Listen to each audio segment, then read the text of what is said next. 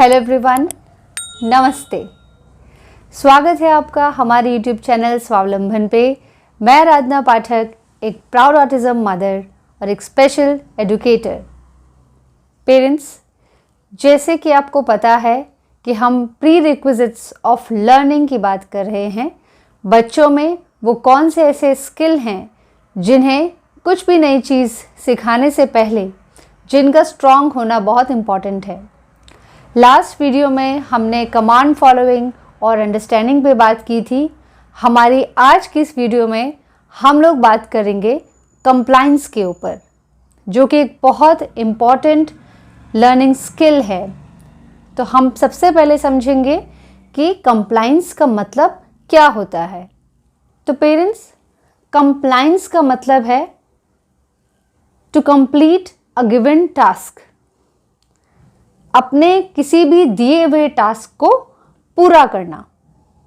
For example, कि अगर आपने अपने बच्चे को 5 बॉल्स एक बास्केट में ड्रॉप करने के लिए बोला है, आपने कहा है कि 1 बाय 1 बॉल को लेके जाना है और उस पर्टिकुलर गोल में आपको ट्रांसफ़र करना है। लेकिन हम देखते हैं कि जिन बच्चों में कंप्लायंस नहीं होता, तो वो एक बॉल के बाद ही उस टास्क को छोड़ के दूसरी जगह भागने लगते हैं या फिर डिस्ट्रैक्ट हो जाते हैं। 1-2 बॉल के बाद वो उस टास्क को कंप्लीट नहीं करते, बल्कि बीच में ही अधूरा छोड़ देते हैं। तो वो एबिलिटी जिसमें बच्चा अपने गिवन टास्क को पूरा करके ही वहाँ से हटे, उस एबिलिटी को कहते हैं कंप्लायंस। तो पेरेंट्स, आज का जैसे हमारा टॉपिक है कि how to develop compliance in children, बच्चों में कंप्लायंस हम डेवलप कैसे करें। तो अब हम आपके साथ कुछ स्ट्रेटेजीज डिस्कस करने जा रहे हैं। आप अगर उन स्ट्रेटेजीज या उन स्टेप्स को फॉलो करेंगे तो आप एक मेजर डिफरेंस देखेंगे अपने बच्चे के कंप्लायंस के अंदर। वो नॉन कंप्लायंस से कंप्लायंस की तरफ बढ़ते हुए आप अपने बच्चे को देखेंगे। आप ये देखेंगे कि बच्चा जिन एक्टिविटीज़ से पहले भागता था, उनको वो अब आसानी से कर पा रहा है। लेकिन पेरेंट्स, आप लोगों से ये रिक्वेस्ट है कि इसमें दी हुई स्ट्रेटजीज़ को आप अच्छे से फॉलो करें, इसमें कुछ भी स्किप ना करें। क्योंकि अगर आप कुछ भी स्टेप्स या फिर कुछ भी आपके जो स्ट्रेटजीज़ हैं उनको स्किप करते हैं, तो बच्चा उस तरीके से रिजल्ट्स नहीं देगा जैसे हम उससे एक्सपेक्ट कर रहे हैं। तो चलिए शुरू करते हैं। सबसे पहली स्ट्रेटजीज है गिव चॉइसेस। हमेशा अपने बच्चे को जब भी हम कुछ भी टास्क देने के लिए सोचते हैं, तो हमेशा उसे चॉइस दीजिए। फॉर एग्जाम्पल, कि बच्चे के आगे आपने 2 ऑप्शन रखे हैं, प्ले डो और बीड्स। ठीक, आप उसको मौका दीजिए कि वो किससे खेलना चाहता है। राइट? अगर आपने कोई भी एक्टिविटी माइंड में सोची है, आपने सोचा है कि मैं बच्चे के साथ एनिमल वॉक कराऊंगी, तो आप उसको ये चॉइस दीजिए कि वो किस ऑब्जेक्ट के साथ एनिमल वॉक करना चाहता है।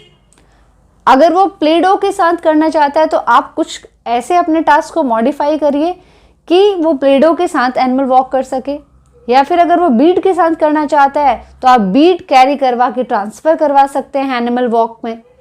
राइट? तो आपने बच्चे को चॉइसेस देने, जैसे आप और हमको हर चीज़ में चॉइस चाहिए, है ना।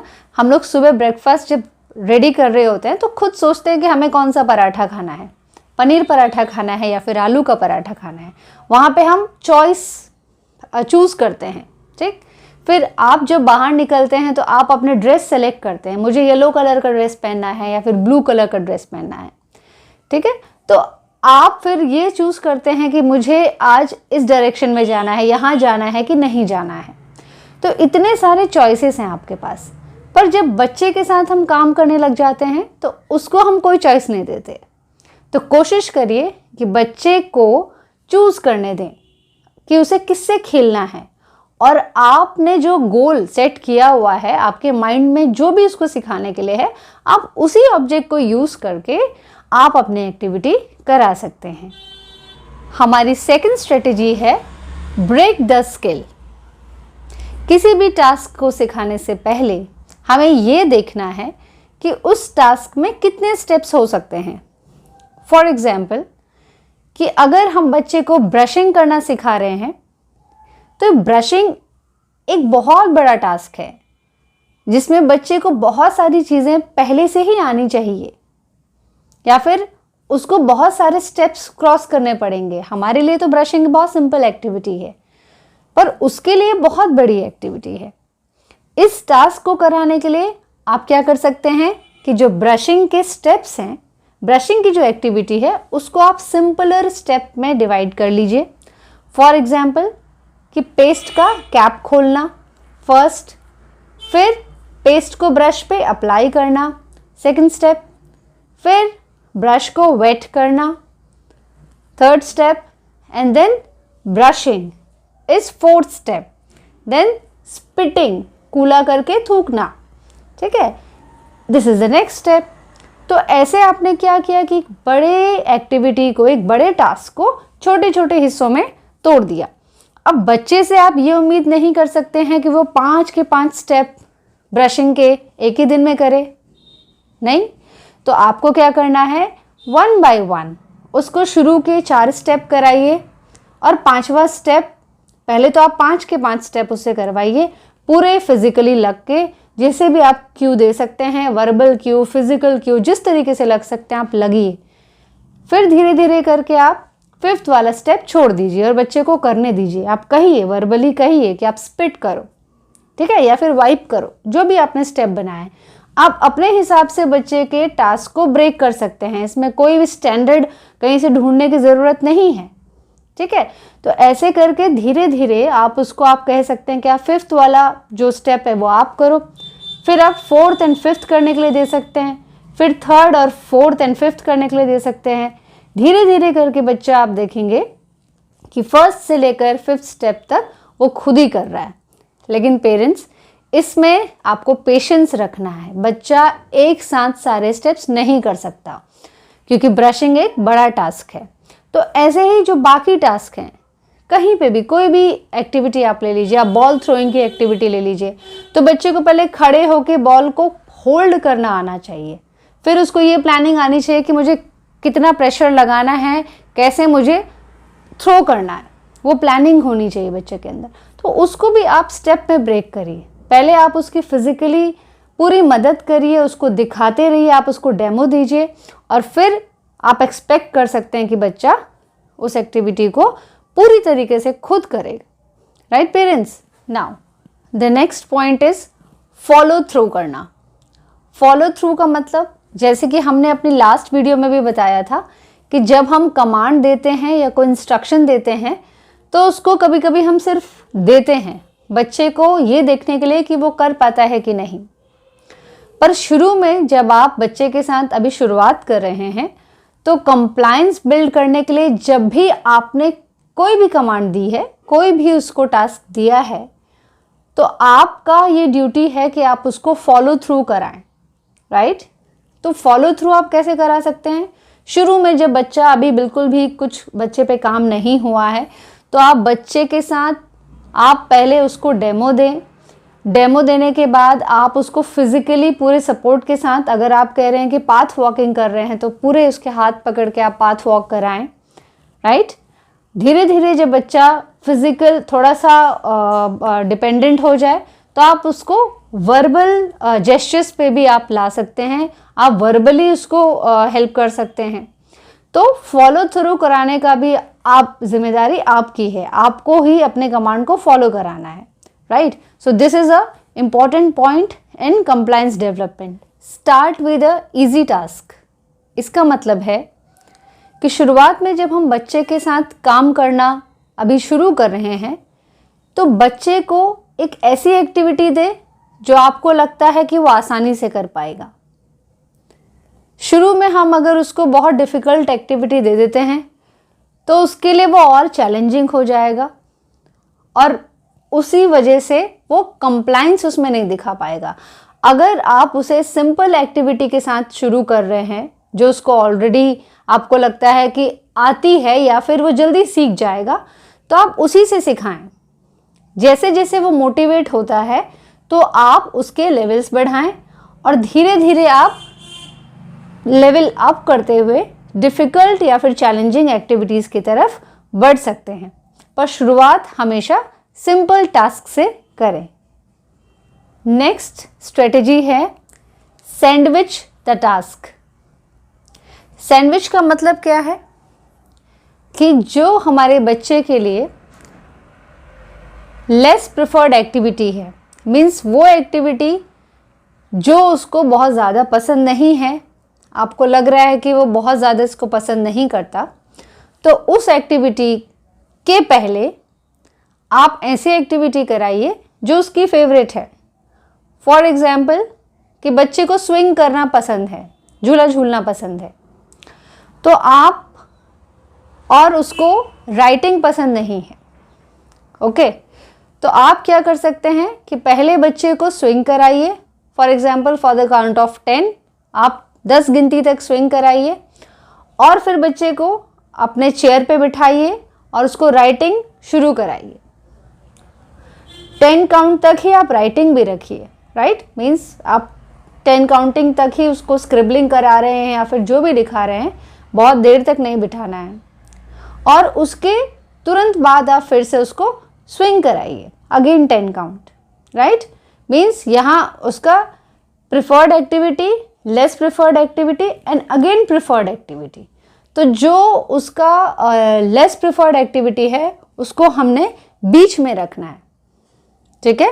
तो इससे क्या होगा कि बच्चा बहुत ज़्यादा आपको परेशान नहीं करेगा और कोऑपरेट करेगा एक्टिविटी करने में, जिससे उसका इसमें ध्यान रहेगा कि मैं इस एक्टिविटी को पूरा करूँगा तो फिर मुझे स्विंग करने को मिलेगा, राइट। तो इससे वो अपनी एक्टिविटी को कंप्लीट करेगा। Next point is praise and reward your child. ये पेरेंट्स बहुत इंपॉर्टेंट है। हम लोग अक्सर भूल जाते हैं, जब देखते हैं कि बच्चा थोड़ा काम करने लग गया तो हम उसको प्रेज करना छोड़ देते हैं, पर बच्चे को प्रेज करना बहुत ज़रूरी है। शुरुआत में आप उनको रिवॉर्ड के तौर पे उनका फेवरेट टॉय दे सकते हैं, या कोई मोमेंट ब्रेक दे सकते हैं, या कुछ ईडेबल दे सकते हैं, खाने का आइटम दे सकते हैं, और धीरे धीरे इन रिवॉर्ड्स को आप सोशल रिवॉर्ड्स की तरफ कन्वर्ट कर सकते हैं, जैसे हाई फाई देना, क्लैपिंग करना, राइट। तो इनकी तरफ बढ़ें, पर कुछ भी हो उन्हें रिवॉर्ड देने से आपने नहीं पीछे हटना है। हमेशा आप उन्हें प्रेज करें और उन्हें रिवॉर्ड दें, right. Next point is be consistent. This is the key of success. Autism में तो हम पेरेंट्स को कहते ही हैं कि आपको कंसिस्टेंट होने की ज़रूरत है। अगर हम बच्चे के साथ कंसिस्टेंटली काम करेंगे तो बच्चे भी हमारे साथ फिर कोऑपरेट करने लग जाते हैं, और ये प्रूवन है पेरेंट्स। हम अपने साथ जब बच्चों के साथ काम करते हैं अपने यहाँ, तो हम ये देखते हैं जो पेरेंट्स घर पे भी काम कर रहे हैं वैसे ही जैसे हम लोग यहाँ सेंटर पे करते हैं, तो उन बच्चों में एक अलग ही हमें आउटपुट मिलता है अगले वीक या अगले 10 दिन में। और जो पेरेंट्स यहाँ पे सिर्फ काम हो रहा है और घर पे काम नहीं हो रहा है, तो उनमें भी हमें पता चल जाता है कि बच्चे कैसे हमें रिस्पॉन्ड कर रहे हैं। तो सबसे जो इम्पॉर्टेंट चीज़ है वो है कंसिस्टेंट रहना अपने टास्क को लेकर। अगर हमने एक दिन बच्चे को, फॉर एग्जांपल ब्रशिंग की जो हम बात कर रहे थे, कि ब्रशिंग करवाया और उसके बाद हमने छोड़ दिया, क्योंकि बच्चा रो रहा था, कोऑपरेट नहीं कर रहा था, तो हमने उसको छोड़ दिया। पर ऐसे नहीं करना है पेरेंट्स। आपने जो ब्रशिंग के लिए 5 स्टेप्स बनाए हैं, आप रोज उसी समय पे, फॉर एग्जांपल सुबह बच्चा जब जगता है, जब उठता है, उसके बाद आप उसको सीधा ब्रशिंग के लिए ले जा रहे हैं, तो उसी रूल को फॉलो करिए। आपके रूल सेम होने चाहिए, कंसिस्टेंट होने चाहिए। अपने कमांड्स को सेम रखिए। जो स्टेप्स जो आपने अपने लिए बनाए हैं ब्रशिंग के लिए, कैसे बोलना है, आप सेम कमांड्स को फॉलो करिए सेम टाइम पे। रूल्स आपके सेम रहने चाहिए। सेम रूल के अंडर आपको कंसिस्टेंट रहना है, सो दैट बच्चा कंप्लाई करे। Now the last point is stay calm and neutral when they are not complying. जब वो कुछ काम करने में ज़्यादा परेशानी कर रहे हैं, बहुत ज़्यादा रो रहे हैं, या फिर आपको लग रहा है कि बहुत अवॉइड कर रहे हैं, तो और वो बच्चे अवॉइड करने के लिए काफ़ी सारे बिहेवियर्स दिखाते हैं, बहुत ज़ोर ज़ोर से रोएंगे या फिर ज़मीन पे लेट जाएंगे, ठीक है, कुछ ना कुछ ऐसा करेंगे कि जो आपको प्रोवोक करेगा, आपको अंदर से ये फील आएगा कि मैं इस काम को बंद कर दूँ, ठीक है, क्योंकि बच्चा बहुत ज़्यादा परेशान हो रहा है। पर जब बच्चा ऐसे करे और आपको लग रहा है कि ये इसलिए कर रहा है क्योंकि ये एक्टिविटी नहीं करना चाहता, तो वहाँ पे आपको एकदम काम रहना है, बहुत शांत रहना है और न्यूट्रल रहना है। आप बच्चे की तरफ बहुत ज़्यादा अटेंशन मत दीजिए। अगर वो रो रहा है तो उसी पे फोकस मत करिए। हाँ, इतना ध्यान रखिए कि बच्चा अगर रो रहा है, हाथ पैर बच्चे कई बार अपने वो करते हैं, तो जहाँ पे भी वो है वो सेफ जोन में रहे। सो पेरेंट्स, आई होप कि आपको हमारी ये वीडियो ज़रूर पसंद आई होगी, और किसी भी तरीके से अगर हम आपकी मदद कर रहे हैं आपके ऑटिज़म जर्नी में, तो हमारे चैनल को लाइक ज़रूर करें और इन इन्फॉर्मेशन को बाकी पेरेंट्स के साथ भी शेयर करें। अगर हमारे चैनल पे आप नए हैं तो हमारे चैनल को सब्सक्राइब करना ना भूलें, और कमेंट बॉक्स में हमें ज़रूर बताएं कि आपको हमारी वीडियो कैसी लगती है और आगे किस टॉपिक पे आप हमसे वीडियो चाहते हैं। तब तक के लिए धन्यवाद।